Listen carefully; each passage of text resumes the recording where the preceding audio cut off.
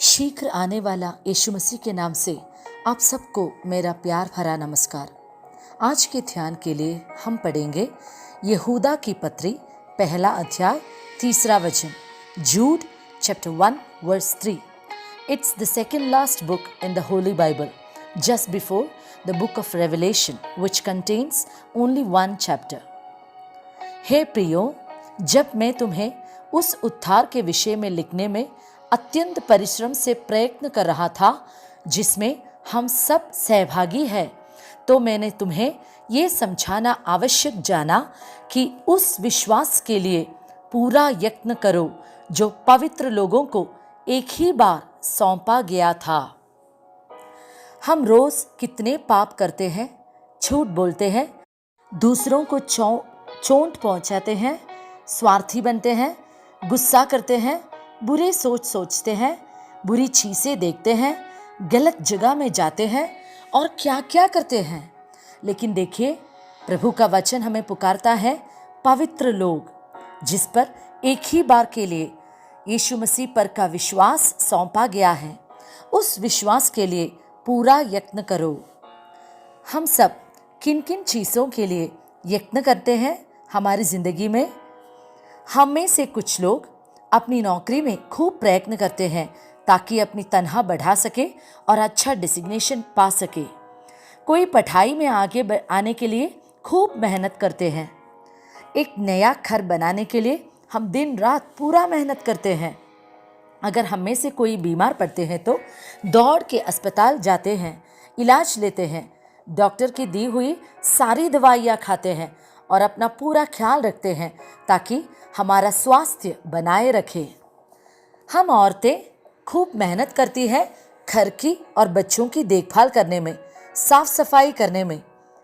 मैं कभी नहीं कहती कि ये सब हमें नहीं करना है, बल्कि अपनी सारी जिम्मेदारियों को अच्छी तरह निभाइए।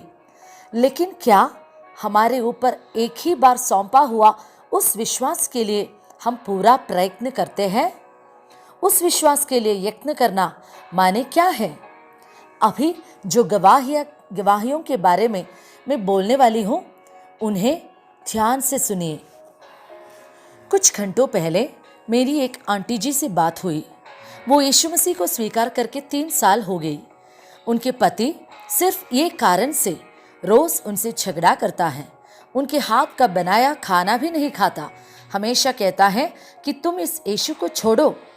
लेकिन वो आंटी जी सब कुछ सह के बिना झगड़ा किए यीशु मसीह पर विश्वास रखकर खड़ी है। आज की परिस्थितियों को प्रभु के नाम पर सहना और पूरी उम्मीद के साथ प्रार्थना करते रहना, वो है विश्वास के लिए प्रयत्न करना। मेरी रिश्तेदारी में एक बहन है जो उद्धार पाकर बपतिस्मा लेकर 16 साल प्रभु की उपस्थिति में प्रार्थना और उपवास में इंतजार करती रही अपने पति और बच्चों के लिए। आखिर में 17वां साल यीशु ने उसके पति और बच्चों को छू ही दिया। अब वो तीनों उद्धार पाके बपतिस्मा लेके पूरा परिवार समेत प्रभु की आराधना करते हैं। ये है विश्वास में पूरा प्रयत्न करना अपने परिवार को यीशु मसीह में पाने के लिए। मेरी जान पहचान की एक माँ, उनके पति यीशु मसीह पर विश्वास करने के कारण प्रेशर कुकर की ढक्कन से उनके सिर में मारा और खून बहता हुआ तुरंत उन्हें अस्पताल लेके गई और इलाज किया। इतना सब सहने के बाद भी वो माँ और अपने बच्चे यीशु मसीह को छोड़ने के लिए बिल्कुल तैयार नहीं थे। अभी भी वो माँ उम्मीद के साथ अपने पति के लिए प्रार्थना करती रहती है। ये है विश्वास के लिए प्रयत्न करना।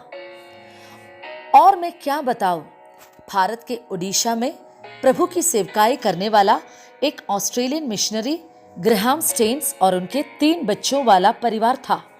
ग्रेहाम स्टेन्स और उनके 2 बेटे फिलिप और तिमोथी को कुछ लोगों ने कार में आग लगा के जलाकर मार दिया। उनकी पत्नी और बेटी बच गई, लेकिन उन्होंने उन लोगों को माफ करके अभी भी प्रभु की सेवकाई में खुशी के साथ लगे हैं। प्रिय भाइयों, ये है उस विश्वास के लिए प्रयत्न करना। रोमानिया की कड़ी सर्दी में यीशु मसीह को स्वीकार करने वाले 40 सैनिक आखिरी दम तक उनको इनकार किए बिना खड़े होकर मर कर गिर पड़ा। ये है विश्वास के लिए पूरा प्रयत्न करना। बाद में स्वर्ग से न मुरझाने वाले मुकुट भी उन्होंने पाई। पुराने नियम में एक प्रभु का दास था मूसा। उन्होंने प्रभु का पुकार सुनकर अपने महल की जिंदगी को छोड़कर प्रभु के जन के साथ क्लेश उठाने का फैसला किया, क्योंकि वो भी अच्छी तरह जानता था कि न मुरझाने वाला मुकुट उसको प्रभु से मिलने वाला है। नए नियम का श्रेष्ठ प्रभु का दास था पौलुस। यीशु मसीह के लिए जिंदगी समर्पण करने के बाद बहुत क्लेश, संकट, उपद्रव, अकाल, जोखिम और तलवार सबका सामना करना पड़ा उन्हें। फिर भी वे यीशु मसीह को छोड़ने के लिए बिल्कुल तैयार नहीं था। आखिर में जब वो बेहतर उम्र का था, उन्हें सिर काट के मार दिया गया। कोई गुनाह करने के कारण नहीं, सुसमाचार प्रचार करने के कारण। उन्होंने कहा कि मैंने विश्वास की रखवाली की है। प्रिय भाइयों और बहनों, हमारी जिंदगी में तो इतनी कठिनाइयां नहीं हैं, है ना, जिसके लिए हमें जान देना पड़े। उस प्रभु के खातिर जीवन की छोटी छोटी बातों को हम सह के आगे बढ़े। प्रभु का वचन कहता है कि इस कारण जबकि गवाहों का ऐसा बड़ा बादल हमको घेरे हुए है, तो आओ हर एक रोकने वाली वस्तु और उलझाने वाले पाप को दूर करके वो दौड़ जिसमें हमें दौड़ना है, धीरज से दौड़े। मत्ती रचित सुसमाचार 24वां अध्याय 13वां वचन पढ़ के मैं समाप्त करना चाहूँगी। Matthew chapter 24 verse 13।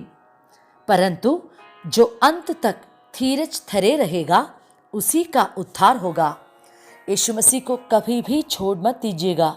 जल्द में मिटने वाली दुनिया की बातों के लिए प्रयत्न करने से भी अधिक उस विश्वास के लिए पूरा प्रयत्न कीजिए अपनी आखिरी दम तक। पवित्र आत्मा उसके लिए हम सब की मदद करे। यीशु के नाम से आमीन।